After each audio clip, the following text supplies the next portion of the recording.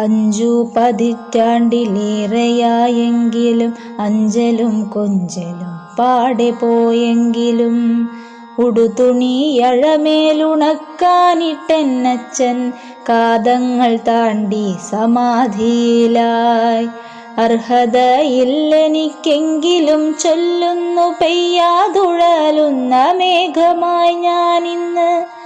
ഓർമ്മതൻ തീരത്ത് കാത്തിരുന്നിടുന്നു, നഷ്ടസ്വപ്നങ്ങളും നെഞ്ചിലേറ്റി. പ്രകൃതിയാം സൗന്ദര്യം മുത്തിക്കുടിച്ചൊന്നു ചുറ്റിക്കറങ്ങിടാൻ മോഹമുണ്ടെങ്കിലും എന്നിലെ ദൗർബല്യം ഉൾക്കൊണ്ടു ഞാനിതാ വൃന്ദാവനത്തിൽ ഇരുന്നിടുന്നു. പെരുമയേറുന്ന തറവാട്ടിലാണെൻ്റെ ജന്മമതെങ്കിലും ഞാൻ അനാഥയായി. കൂട്ടിൽ എനിക്കിന്ന് കൂടപ്പിറപ്പില്ല, ഓർത്തിരിക്കാനൊരു ഓളമില്ല.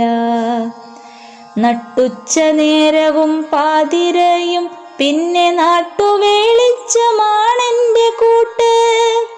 ഇടിവെട്ടി പെയ്യുമ്പോൾ കുളിരുമായെത്തുന്ന ഇളം കാറ്റിനോടെനിക്കേറെ ഇഷ്ടം. ആരൊക്കെ വന്നെന്നെ കാണുന്നു പോകുന്നു, കുത്തുവാക്കുകളാൽ കുത്തി നോവിക്കുന്നു. മുജ്ജന്മദോഷഫലമെന്നതോർത്തു ഞാൻ ഗഗനത്തെ നോക്കിയിരിപ്പൂദിനം. അക്ഷരക്കൂട്ടുകൾ ചാലിച്ച മൃതത്തിൻ ഹരിശ്രീ കുറിച്ചിടാൻ നാഥനില്ലെങ്കിലും സംസ്കാരമോടെ ചാരിത്ര്യമാം ശുദ്ധിയിൽ വിണ്ണിൽ വസിക്കുന്ന ഭീമാനമായി.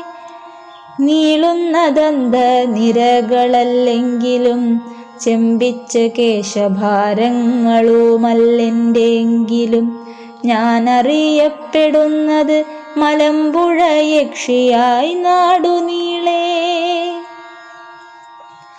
ഒരു ജീവരക്തവും ഊറ്റിക്കുടിച്ചില്ല, നഖക്ഷതമേൽപ്പിച്ചു പോറലേൽപ്പിച്ചില്ല. എന്നിലെ ദുർവിധിയോർത്തോർത്തു കണ്ണീരു തോരാത്ത ജന്മത്തിൽ ഇരുളിലായി.